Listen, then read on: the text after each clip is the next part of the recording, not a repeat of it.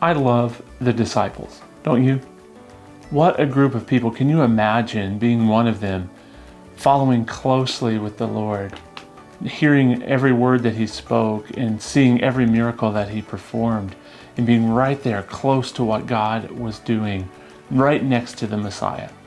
And what I love about it is that even though they're right there, they see Jesus, but like Pastor said on Easter Sunday, they don't really see him. Case in point, they're at the Last Supper. They don't know it yet, but it's going to be their Last Supper. It's the Passover meal. And Jesus has just told them about his upcoming death. And so the disciples, you'd think they'd be distraught, but what do? They argue over who is going to be the greatest in his kingdom. Sounds like the disciples, right? It sounds like something you and I would do. I love it. I love the disciples.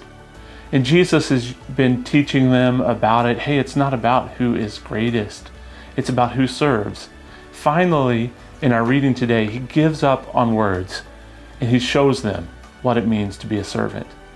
If you can imagine following Jesus around on those dusty roads, wearing sandals, your feet would be kind of dirty. In fact, they'd probably be gross. If you've ever worn your favorite Birkenstocks all day long and traveled on some dusty trails, you know how dirty feet can be. So Jesus, their Lord, their teacher, takes off his outer coat, wraps himself in a towel, and begins to wash their feet. You all know this story. That Jesus was teaching his followers that they needed to serve one another. And I think that's a really good lesson for each of us. But I think there's something a little deeper. Something a little bit more. I hadn't noticed it before. I just glanced right over this verse, but in my reading today, it just stood out at me. In John chapter 13, verse 3, Jesus, knowing that the Father had given all things into his hands, and that he had come from God and was going back to God, rose from supper. He laid aside his outer garments and taking a towel, tied it around his waist. Then he poured water into a basin and began to wash the disciples' feet.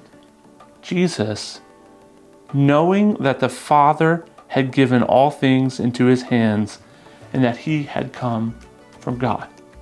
It calls to my remembrance something that's over here in Philippians.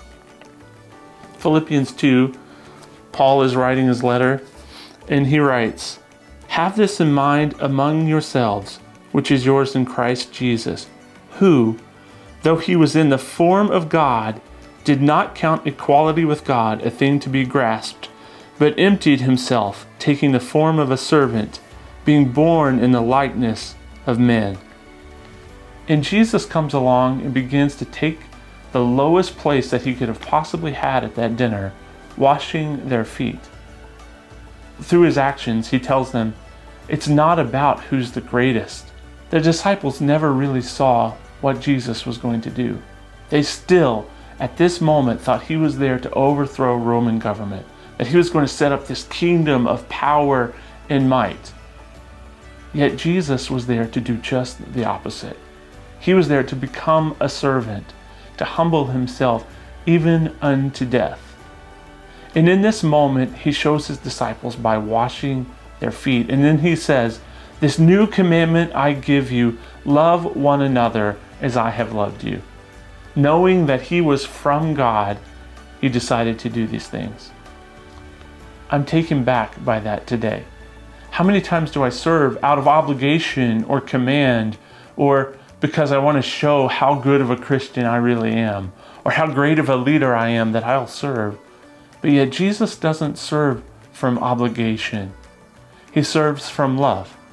For you and I to love one another the way Christ loved us, we have to stop vying for position and power and importance, and instead value Jesus more than all of those things.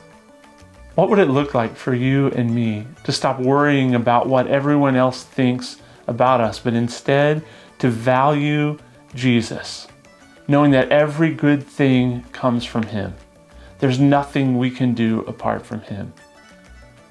What does this story of the foot washing mean to you? I'd love to hear from you. So hop on the comments below and let us know what you think. What is Jesus teaching us in these moments? And what does it mean like to live out what he told us to do, to love one another? While you're there, be sure to like and subscribe and hit the bell for notifications on our YouTube channel so you can stay in the loop with everything that we're posting. We'll see you tomorrow.